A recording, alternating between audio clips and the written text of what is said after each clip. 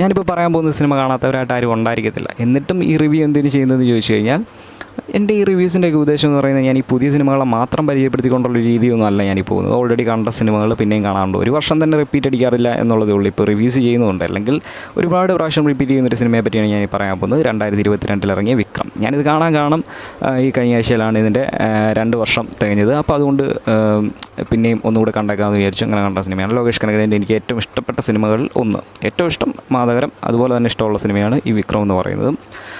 ഞാൻ കാണാൻ കാര്യമെന്ന് വെച്ച് കഴിഞ്ഞാൽ, ഒരു സിനിമ പഠിക്കുന്ന ഒരാൾക്ക് ഏറ്റവും കൂടുതലൊരു റിസർച്ച് ചെയ്യാൻ പറ്റിയ സിനിമ എന്നുള്ള രീതിയിലാണ് ഞാൻ ഇതിനെ കാണുന്നത്. ഷോർട്സ് ആണെങ്കിലും സ്ക്രിപ്റ്റ് ആണെങ്കിലും എല്ലാം കൊണ്ടും, മേക്കിംഗ് വൈസും എല്ലാം കൊണ്ടും വേറൊരു ലെവൽ. തമിഴ് സിനിമയെ തന്നെ ആ വർഷത്തെ ഏറ്റവും വലിയ ഹിറ്റായിരുന്നു. അതുപോലെ തന്നെ ഒരു പഠിക്കാനുള്ള സിനിമ എന്നുള്ള രീതി തന്നെയാണ് ഞാൻ കാണുന്നത്. കാരണം ഓരോ പ്രാവശ്യം കാണുമ്പോൾ ഇതിലെ ചെറിയ ചെറിയ എലമെൻറ്റുകൾ, നമ്മൾ മിസ്സാക്കിയ പല എലമെൻറ്റുകളും പിന്നെയാണ് കാണുന്നത്. അതുപോലെ LCU എന്ന് പറയുന്ന ഒരു വലിയൊരു രീതിയിലോട്ട് പോകാനുള്ളൊരു തുടക്കം ഇട്ട സിനിമ.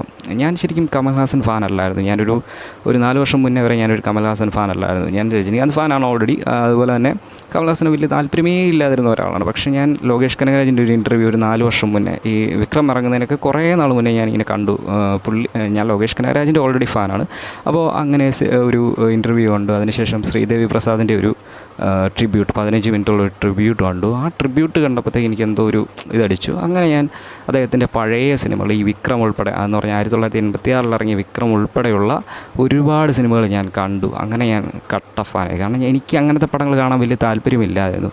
അതുപോലുള്ള ഒരുപാട് സിനിമകൾ, ഹേറാമേ, ആളവന്താൻ, അൻപേ ശിവം, ഇതൊക്കെ ഞാൻ ശരിക്കും മാറ്റി വെച്ചിരുന്ന സിനിമകളാണ്. പിന്നെയാണ് എനിക്കിതെല്ലാം നഷ്ടമായിരുന്നു എന്നുള്ളത് തോന്നിയത്. കാരണം പഞ്ചതന്ത്രം, അതുപോലുള്ള ഓരോ വിരുമാണ്ടി, ഇതൊക്കെ ഏകദേശം ഒരേ ടൈമിൽ തന്നെ പല രീതിയിൽ പുള്ളി തന്നെ എഴുതിയ സിനിമകളാണെന്ന് ആലോചിക്കുമ്പോഴത്തേക്ക് അതൊരു ലെജൻഡറി വർക്ക് തന്നെയാണ് ഈ സിനിമകളെല്ലാം തന്നെ. കാരണം ഒരേ സമയം തന്നെ കോമഡി, ഡ്രാമ, ഫീൽ ഗുഡ് എല്ലാം ഒരേ സമയം എഴുതുന്ന ഒരു ലെജൻഡ് എന്നുള്ള രീതിയിൽ, കമൽഹാസൻ എന്നുള്ള രീതിയിൽ പിന്നെയാണ് എനിക്ക് മനസ്സിലായതും ഞാനൊരു വലിയ ഫാനായതും. അതുകൊണ്ട് തന്നെയാണ് ഇതിൻ്റെ ഫസ്റ്റ് ഷോ ഞാൻ പോയത്.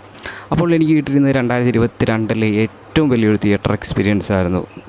ഇത് തിയേറ്ററിൽ കണ്ടില്ലെങ്കിൽ, അതും ഫസ്റ്റ് ഷോ കാണുക എന്ന് പറയുന്നത് അതൊരു വലിയൊരു എക്സ്പീരിയൻസ് തന്നെയായിരുന്നു. ആ ഇൻ്റർവെൽ സീനിൽ ശരിക്കും പറഞ്ഞാൽ കമൽഹാസൻ്റെ മുഖം റിവീൽ ചെയ്യുന്ന ആ സീൻ, ശരിക്കും പറഞ്ഞാൽ നമ്മൾ അവിടെ ഫസ്റ്റ് ഷോ ആയതുകൊണ്ട് തന്നെ വേറൊരു കാര്യങ്ങളും അറിയത്തില്ല.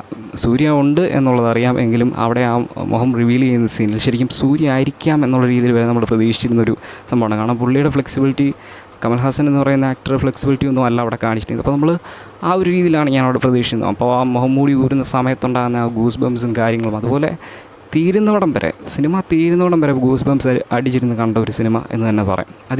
ഇപ്പോഴും ആ സിനിമ കാണുമ്പോഴത്തേക്ക് ആ ഒരു ഫ്രഷ്നെസ് തന്നെ ഈ സിനിമയ്ക്ക് കിട്ടുന്നുണ്ട്. അതുകൊണ്ട് ഒന്നുകൂടി കണ്ടു നോക്കി. ഇത് കാണാത്തവരാരും ഇല്ലെന്ന് എനിക്കറിയാം. അതുകൊണ്ട് തന്നെ കണ്ടവരൊന്ന് റീവിസിറ്റ് ചെയ്യുക.